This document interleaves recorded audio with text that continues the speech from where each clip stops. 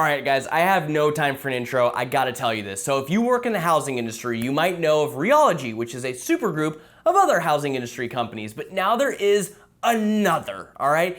Guaranteed Rate, the Chicago-based mortgage lender, and Compass, the New York City headquartered residential real estate brokerage, entered into a definitive agreement to form Origin Point, a new mortgage origination company, according to a press release last Tuesday. Let's talk about this, okay?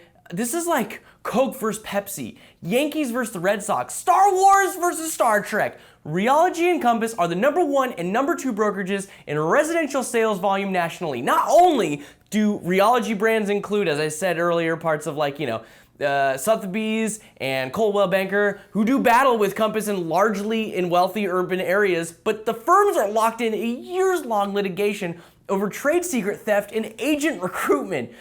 But Compass has got some backup now with Guaranteed Rate, who's among the top 15 lenders that's not publicly traded yet. It's also worth noting that Guaranteed Rate has made some banger acquisitions over the last year to go toe-to-toe with the biggest lenders, including direct-to-consumer shop Owning and multi-channel mortgage firm Stearns Lending, which gives it access to like a wholesale channel. So now what?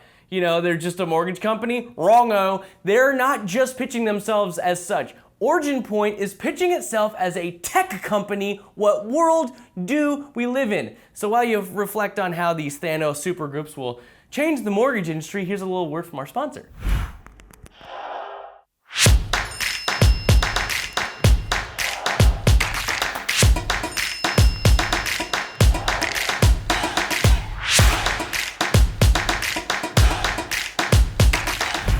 And speaking of rivalries, if it's you and one other person who put an offer on the table for a new home purchase, we got a rivalry on our hands. And these days, that sounds standard. Bidding wars are a norm of today, we notice. But according to Redfin, actually, that could be cooling off, at least a little. Per a recent Redfin study, 65% of homeowners written by company agents in June faced competition, which is down from a rate of 72.1% in May and a peak of 74.1% in April. That's still higher than the 56.8% bidding war rate Redfin saw in June of 2020 when the housing market was starting to rebound from a temporary standstill triggered by the pandemic shutdowns.